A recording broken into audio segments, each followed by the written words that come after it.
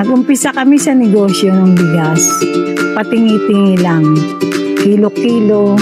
2 sako lang nung una. Nagtiyaga lang kami mag-asawa hanggang sa naisipan namin na subukan mag-supply sa palengke. Mula sa pakilo-kilo, naging kaban-kaban. Hanggang sa unti-unti nakaipon at nakabili kami ng gilingan ng bigas. Lahat ng paghihirap ng mga magulang namin noon, kami ang umaani ngayon. Kaya pinagsusumikapan namin na ipagpatuloy ang negosyong sinimulan ng aming mga magulang. Ako si Lydia Colorge. At ako si Jelly Colorge. Pakinggan ang kwento sa likod ng aming Negosyong Malupit. I-welcome natin sa LTE ang kasalukuyang nagmamanage ng rice mill business nila ng kanilang pamilya, Jelly Colorge and Mami Lydia Colorge. Good morning! Tama ba yung Colorge or Colorge? Colorge. Colorge. Taga saan po yung mga Colorge? Taga Iloilo po. Ay, Iloilo! Naku naman! Mga magaganda at mga sweet na boses. Ayan, eto na, ang galing ng ginawa ng pamilya mo. Nag-start with your parents, no? At syempre, paano nyo ho inumpisahan itong inyong business na ito, ma'am? Naging madali ba para sa inyo? Mahirap din, pero sa tiyaga, sipag at tiyaga. Totoo. Ilang hong kaban ang pinag-umpisahan nyo? Nag-start ako sa 2 sako, pang kilo-kilo. 2 sako. Tapos naglima. Magkano yun? Yung 2 sako na yun? Nasa 750. Okay. May 50 trabaho ho kilos. kayo nung panahon na yun? Nagtatrabaho ako pero paunti-unti lang kasi Correct. nag-work pa ako. Oh, Nung magsara na yung kumpanya namin. factory workers sila eh. Silang mag-asawa, ano po? Tapos, nung naumpisa mo na to yung business, nag-stop po kayo? Hindi, tuloy-tuloy pa rin. Tuloy-tuloy. Paunti-unti Pinagsabay lang. mo? Pinagsabay ko. Oho. Kasi kailangan kong makatulong sa mister ko kasi naumupa kami ng bahay. Yes. Nagpapalaki ako ng mga bata. Oo. Ilang bata ho ba yung pinapalaki ng panahon na yun? Nag-start ako ito, 2 na sila eh. 2. So, 2 po ang inyong binubuhay ng mga panahon na yun. Binubuhay, oo. Pero yun nga eh, talagang pag nagkakaroon ka ng pamilya, no? Hindi pwedeng, lalo sa panahon ngayon, hindi pwedeng isa lang ang naghahanap buhay. Napakamahal po ng bilihin. Tama, yun na yun. Okay, mula po dun sa 2 sako, paano nyo pinalago? Anong ginawa nyo? Pinarolyo-rolyo nyo po ba? Pinaikot-ikot ko lang. Okay. Tapos hanggang sa nag-5 sako ako, Okay. nag-10 sako ulit. Sino mga kumukuha po sa inyo ng mga Mga panahon na yan? kapitbahay ko. Oh! Tapos yung anak ko, nag-edad na siya ng 8 taon. Aha. Siya yung 25 kilos ko, kinakaratilya na niya, tinutulak doon sa mga kapitbahay namin, dinideliver na nila. Wow! So naituro mo rin sa mga anak mo yung entrepreneurship? Tinuro ko sa kanila lahat kasi hindi ako pwede na... Ikaw lahat? Oo. Kailangan tulungan nila ako. Okay. Anong pakiramdam noon na parang kailangang tumulong kayo sa mga magulang para kumita ng pera? Ano po sa totoo lang, bilang bata, di mo maintindihan ba't kailangan mo... Diba? Ba't kailangan ko tumulong? Kasi ang nasa isip mo, laro lang talaga. Totoo yun. Hindi ako makapaglaro. Pero ngayong paglaki po namin, naintindihan namin kung Yes. gaano ka-importante pala yung nakasanayan namin. Ano ang naitanim sa'yo nung mga experience mo nung kabataan mo na tumutulong ka sa pagkita kasama ang pamilya? Ang naitanim po sa amin, Oo. kailangan talaga namin magsipag. Totoo, no? Opo. Tsaka hindi madali ang pera. Opo, tsaka honest. Honest Correct. na At yung pera na pinaghihirapan nyo, hindi nyo basta-bastang ginagasta. Correct. Kasi nahihirapan kayo. Totoo. Okay. Naku, mula raw sa pagtitinda-tinda ng tingi, mula sa 2, naging 5, hanggang 10, 20, may rice mill na kayo. Paano ho nakarating sa rice mill, Nay? Ano po nag-start ako gano'n na. Tapos, namimili ako ng palay na sa Ibigas sa Bulacan. Correct? Kasi nandun ang mga palayan eh.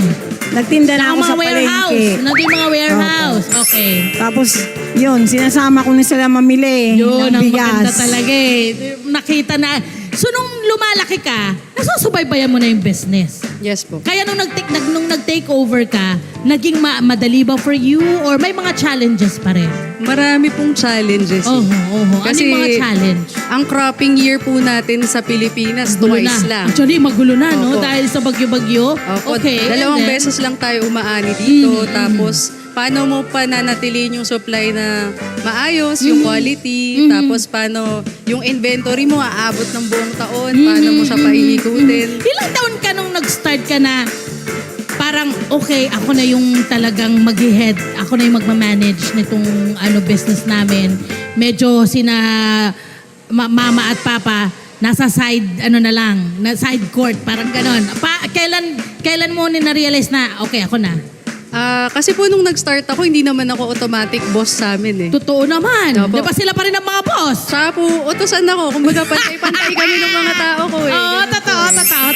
Tapos, yung kuya ko po nun yung nagmamanage, after po nun, ako na, nung natuto na ako, mga 20 po ako nag-start. Batang-bata rin. Di ba? Naging madali ba? Ano yung nakita mong parang, sabi mo nga twice a year lang ang ating anihan. Napansin mo ba yung pag-decline ng, kasi ang nila mga local bigas ang kanilang sinusuportahan. Nakita mo ba yung pag-decline? Dumami ba, kumonte ang supply ng ating mga bigas? Actually, ngayon po kasi nag-decline na yung ani natin ng bigas, hindi na kagaya dati. Kasi dati, almost siguro mga 40% yung nawala dahil po ang dami ng nag-imported. Yun naman, marami ng imported. Baka naman, kailangan yung mga imported, bawas-bawasan. Diba? Kailangan ang nasa merkado pa rin yung ating mga local na mga bigas dahil ang tinutulungan natin yung ating mga magsasaka.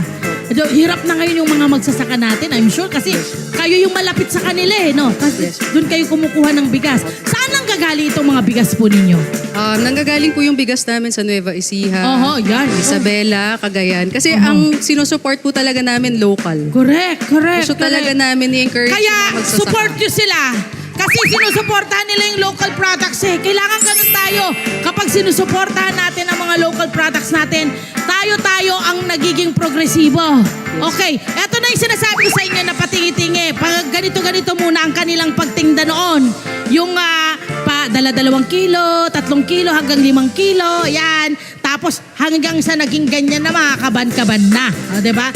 Sa ngayon, anong mga lugar sa Pilipinas ang marami kayong kinukuha ng bigas? Palay po. Oo, palay. Yung nga pala, kasi may rice mill na sila, palay. Anong mga lugar? Nueva Ecija po. Nueva Ecija pa rin. Isabela, Cagayan. Anong pinakamarami nating produksyon na klase ng palay? Yung sa Nueva Ecija po. Anong pangalan? Anong variety? RC160 po. Oo.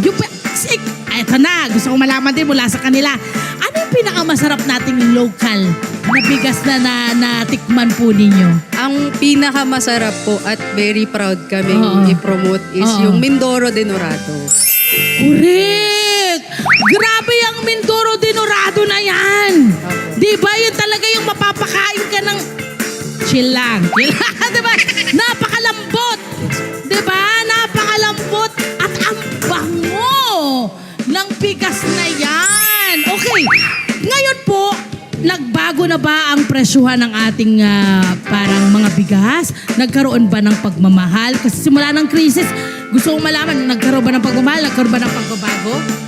Nung simula po kasi nung nagka-crisis, tumaas po yung bigas kasi ang tracking fee namin halos nag-times 3 po. Yun ang mahal no? Yung tracking talaga yung nagkakaroon ng mahal na epekto sa inyong mga costing.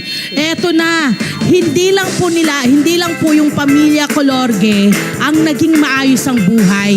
Dahil kahit po sila ay kumikita at may business, may advokasya din kayo. Ikwento mo naman sa akin, ano ba yung advokasya nyo? Kasi po meron kaming sinusuportang mga bahay para sa mga elderly. Bakit nakafocus ka sa mga elderly? Or kayo nakafocus kayo sa mga elderly? Kasi po matatanda na sila tapos wala na silang means para Correct. makapaghanap buhay. Correct, ano? Kaya anong klaseng suporta ang ibinibigay niya sa mga elderly na ito? Meron po kaming allowance ng mga bigas. Bigas talaga. Opo. Ulam na lang po problemahin. At ang sarap ng bigas nyo. So kaya naman talaga naman premium agad ang pagkain ni na lolo't lola. Opo. Ganun ang peg natin. Nako, hindi lang yan. Ay, ang kanilang mga empleyado ay talaga namang nagtatagal sa kanila. Eto, katuwang po nila ang kanilang mga empleyado at kasama natin ang isa sa kanila, si Demark Lozada. Demark, come over here. Ang taray mo, Demark. How are you, Demark? Kamusta? Opo, kamusta Good po? morning. Morning. Demark, kwento mo sa akin. Gaano ka nakatagal sa kanila, sa Colorge? Halos 12 years na po ako. 12 years. Kasi po- Nag-umpisa kang ano yung trabaho?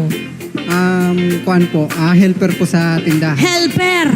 Pag helper ka, anong ginagawa mo? Bali, nagtatakal po ng bigas. yung Parang nagbibinta. nag-aayos, Opo. yung ginagawang parang perfect na gano'n, na parang pa-triangle, ganyan, di ba? May ganyan kayo ginagawa. So ikaw, Tapos, ngayon hindi na ho yun ang trabaho niya. Opo. Ano na ang trabaho mo ngayon? sa rice mill na po ako. Wow, parang Opo, manage ka na nagmamanage. ganyan. Talaga naman. Gaano kalaki ang naging tulong sa'yo ng business na ito? Bali po, nakatulong po ako sa pamilya ko po. Oh. Tapos, nakapagpaaral po ng mga kapatid. Wow. Tapos, nakapagpatayo po ng maliit na bahay. Grabe! Iba rin! Hindi ba? Ano ba sa tingin mo ang dahilan? Bakit ka nakarating sa ganyang posisyon?